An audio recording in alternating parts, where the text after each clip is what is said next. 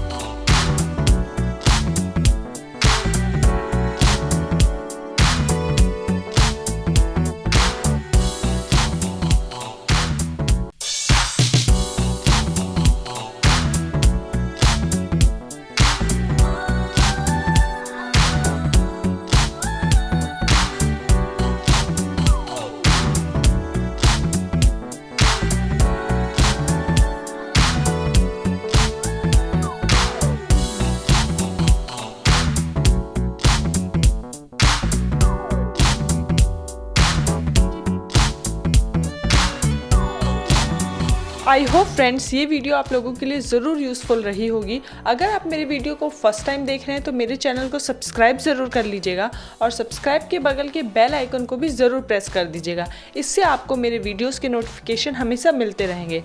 तो फिर मिलते हैं मेरे नेक्स्ट वीडियो के साथ। Till then bye bye.